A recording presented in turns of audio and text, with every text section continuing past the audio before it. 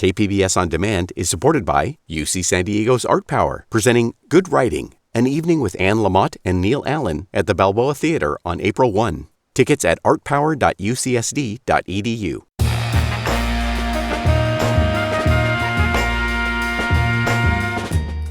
Welcome in, San Diego. It's Jade Hindman. On today's show, a year can be remembered in many different ways. Words are one of them. We'll explore the ones that captured 2025. This is KPBS Midday Edition, connecting our communities through conversation.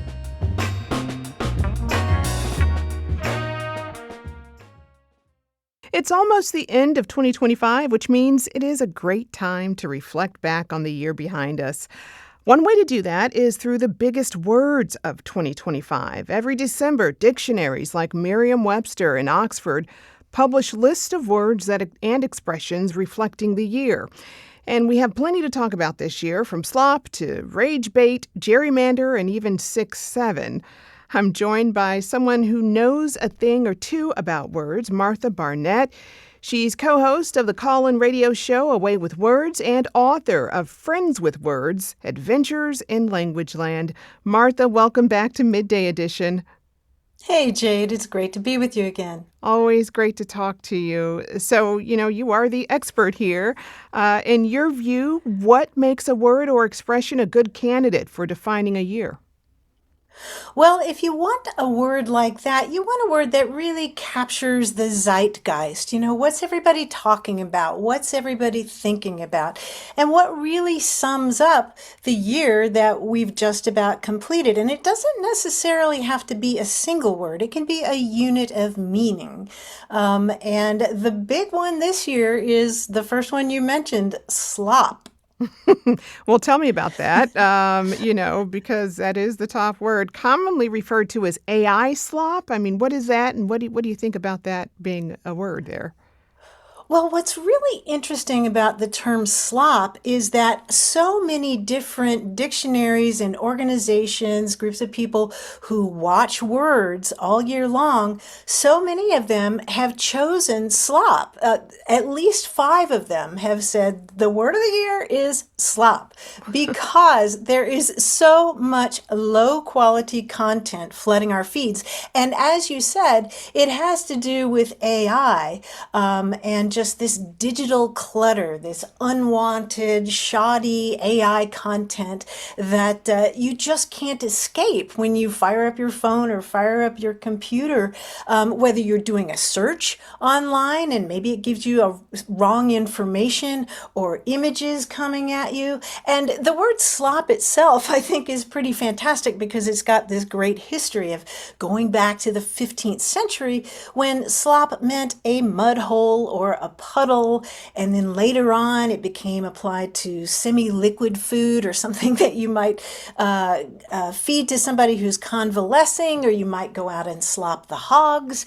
And then in the 19th century, slop also applied to sentimental writing, and it was just 3 years ago in online tech circles that people started applying it to this kind of low quality but high quantity garbage, a lot of which is produced with artificial intelligence. And so that was just 3 years ago that, tech insiders were using that word. And then it sort of jumped into the mainstream, particularly last year, and with good reason, because Jade, you know what I'm talking about. I mean, these creepy, surreal images, or maybe a video of a deceased celebrity, and you click on it because you're confused, or the Pope dressed in a big white puffer jacket. Right. He didn't wear that. Do you? Or those little baby peacocks that look so cute and they're in somebody's hand, but it's not real. It's surreal. And then words too. These long posts on Facebook that just seem to come out of nowhere. Or, as an author, I'm noticing that a lot of people are going online and making knockoffs of real books. They just use AI. And so I mean, if I sound like I'm complaining about slop, I guess I am, because it's It's out there. it's in our it's out there and it's in our faces all the time. But as a word, it's actually pretty great because it lends itself to a lot of adaptation, which is something that will make a word stick around and just not be sort of a flash in the pan kind of slang. Because I've seen people talking about hiring slop, Hmm. which is that's not when you hire somebody who's slop, but it's when somebody's going through resumes and they can tell that all these resumes are AI generated. People are Hmm. trying to stand out, but they're actually just looking like it was generated by AI. Or people have talked about work slop is another variation on the term. That's Wow. work that's produced to make your boss look like you're working, or make produced to satisfy process or appearances rather than to create real value. And then I'll just give you a couple more examples. Okay. Slopaganda is a term that's What? floating around now. Propaganda that's produced by slop, sloperations, slopographers, and sloptimists are apparently people who are actually optimistic about all this stuff that most of us find. Well, the CEO of Merriam-Webster, actually, when they named slop their word of the year, he said that slop is something that people have found fascinating, annoying, and a little bit ridiculous. And I think that Yeah. really sums it up. That does. And I'll be honest, I'll tell you, I hadn't heard of AI slop, but the way you just Mm. broke it down, that does really capture a lot of what we see online here and beyond. Yeah. But also online leads us to the next word, which is rage bait. What might we not know about that name, and what does it mean? Well, rage bait is a term that was chosen by the Oxford University Press, the people who produce the Oxford English Dictionary. And rage bait is content that's specifically designed to provoke anger for the sake of engagement, for the sake of traffic. You go online and, trolls will do this in social media. They'll go and produce rage bait so that people get angry about what the person has posted, and it increases their reactions online, and that games the algorithm, so they get more distribution, and it's just a really annoying other thing. Hmm. Wow. Well, okay. So another word I want to talk about that made Merriam-Webster's list is gerrymander. Been in the dictionary a long time. This was, though, a highly searched term throughout 2025, especially around the Prop 50 effort here in California. But I'm wondering if Mhm. you can tell us the origin story of that word, gerrymander. Yeah, I'm glad you asked about that one, because it's one of those word origins that's actually very clear. It's easy to research. And yeah, gerrymander is a term that we've heard a bunch lately when people are talking about redistricting, and drawing the lines of electoral districts differently to advantage one party or the other. And gerrymander actually goes back to the early 1800s, 1812, actually, because the governor of Massachusetts then was a guy named Elbridge Gerry, Gerry, Elbridge Gerry. Hmm. And he was one of the original signers of the Declaration of Independence, and later he went on to be James Madison's vice president. But while he was governor of Massachusetts in 1812, his party redrew a state senate district into a shape that was just so outrageous. They were trying to get all the votes they could, and so this shape of this district was so ridiculous that somebody compared it to the shape of a salamander, which is not a very orderly looking district, but somebody compared it to the shape of a salamander. And then a political cartoonist decided that actually that was a gerrymander. He called it a gerrymander. People were first originally calling it a gerrymander, but people saw that word in print and like geranium and Mm-hmm. geometry and geography. People just figured that it started with a J sound instead. So it actually goes back to the name of a Massachusetts governor whose party redrew a district into a really ridiculous shape. Interesting. Well, another phrase is touch grass. That one made the Mm. list. What does that mean for those who don't know? Yeah, touch grass is an expression that I really appreciate because I need to train myself to Hmm. push away from the computer and go outside and touch grass. I mean, in its most literal sense, it means get outside, close your computer, shut your phone off, go outside and touch grass. And this arose in the gaming community when people were kind of teasing each other about that. And touch grass for a while could mean, get real. And it was a little bit derogatory. Hey, touch grass, get real. But it's since acquired this sense of, shutting down, going out in nature. It kind of reminds me of the Japanese term Shinrin Yoku, which literally means forest bath. And so when I'm trying to remind Yeah, myself to go out and touch grass, I tell myself, I need to go out and take a forest bath. It's good for you, it especially is. in the face of so much slop. Exactly. I was going to say, this is what will keep you away from slop and rage bait. So you touch some Exactly. Yeah. grass. Yeah. All right. Well, okay, it's time to embarrass the kids a little. So we have to talk about 6-7, the big Oh. Gen Alpha term of 2025. Uh-huh. Dictionary.com actually crowned it their top word of this year. And it seems that nobody quite knows what 6-7 means. And yet we're hearing it and seeing it everywhere. My 5-year-old came home saying it. So what's your take on all of this 6-7 business, Martha? Okay, so you're speaking from personal experience then, Jade. You've heard 6-7, and did your kid make any hand motions She did. when She using? did the one Okay. hand up, one hand down thing and then chuckled and walked away when I asked her what it meant. Yeah. Uh-huh. So, Uh-huh. Yeah, that's the whole idea, right? To outsmart the adults. But yeah, 6-7 really, really took off among kids. And some people thought it was a little bit weird that dictionary.com would name it the word of the year because it just popped up so quickly, and it's awfully silly. And we're not totally sure of exactly how it managed to take off, but it apparently goes back to a song called Doot Doot 6-7, which is by a musical artist named Skrilla.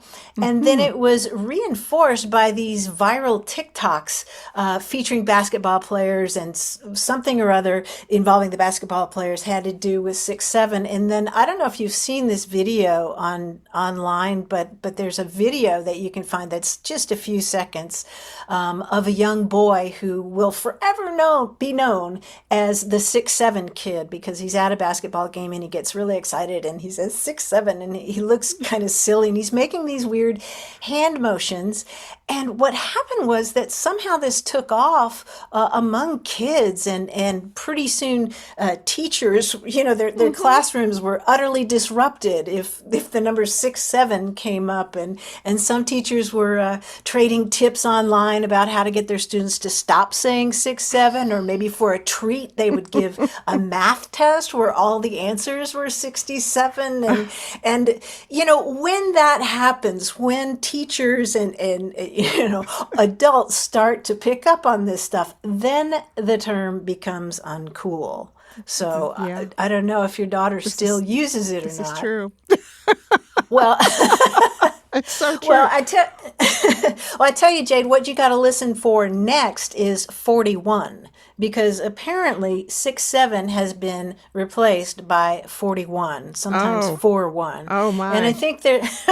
So watch for that, and yeah, sometimes there's a little hand motion with that, but apparently that goes back to some song by Blizzy Boy that's called 41 Song. So I'm just Google's telling you, Blizzy Boy. All right. Blizzy Boy, yeah. I guess. And certainly, us talking about it on the radio totally makes it uncool now. So Exactly. there. Exactly. So I mean, who says skippity toilet anymore, right? I mean, that's kind of over, I think. If It's if I'm done. saying it, yeah, if I'm saying it, it's way over. Oh my gosh. All right. Well, okay. So we talked about some of these newer words grabbing our attention Uh-huh. this year. Are there any broader trends around the language we use or how we use it that you noticed this year? Well, honestly, so much of it does have to do with our sort of unease and fascination with artificial intelligence and what that's going to mean for us. So much of that is uncertain. And so, as we were talking there's so much that has to do with that. Let's see, there's aura farming. That's not exactly it, Hmm. but that's sort of you can I guess you could use artificial intelligence to manufacture charisma or improve your vibe. That's called aura farming online, where you try to make yourself sound cooler. Hmm. Most of it, as I said, has to do with these social interactions Yeah. online. Wow. Have you noticed yourself using new words or phrases this year? One that I have used more and more, it was a word selected by the Cambridge Dictionary, and that is the word parasocial. Hmm. And parasocial, it often has to do with life online. Parasocial describes one-sided connections that form between fans and the celebrities they really love, or with influencers. There's so many people whom I follow online that I feel like I know them better than I really do. Mm-hmm. And so we have a parasocial relationship. People will talk about having a parasocial relationship with Taylor Swift, for example, because they're so into Taylor Swift. Oh, and another term, Interesting. again, having to do with artificial intelligence is clankers. Okay, please explain. Okay, well, this clankers is sort of a derisive term for robots, or these chat GPT and other what do you call them, the AI apps that we use. Sometimes people call them clankers. It's just sort of a derisive term for this other kind of well, it's not really a being, is it? I hope, I but we don't know, right? We don't know we what the don't future know. holds. We don't know if the clankers are going to take over, but I hope not. We hope not. I mean, okay, so I know it seems so far away, but do you have any predictions for what words will be like come 2026? Oh, what words will be like? Like Well, what words will we be talking about? well, I think that the trend with watching artificial intelligence is going to continue. And one thing to watch for is that, there are all these different organizations and dictionary companies that have sort of jumped on the word of the year bandwagon. But the granddaddy of them all, or the grandmother of them all, is the American Dialect Society. This is Hmm. an organization of scholars and linguists and independent researchers and people who watch words, and they haven't yet named their word of the year. They're meeting in New Orleans the first week of January, and so everybody should watch for what their word of the year is going to be, because it's often really thought provoking, and they've been at this for 35 years. The other organizations have just kind of jumped on the bandwagon because it's a great way to get engagement and get clicks. So, you throw out your word of There the you year, go. and yep, you throw out that content. Yeah, so watch for it'll be the first week of January, I believe, when they vote on that. And I'm real curious to see what they come up with. I am too. Wow. It's always fascinating to talk with you. I've been speaking with Martha Barnette. She's co host of the call-in radio show A Way with Words and author of Friends with Words Adventures in Language Land. Martha, thank you and Happy New Year. Happy New Year to you too, Jade.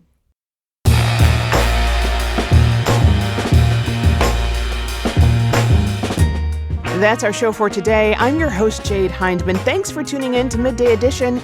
Be sure to have a great day on purpose, everyone.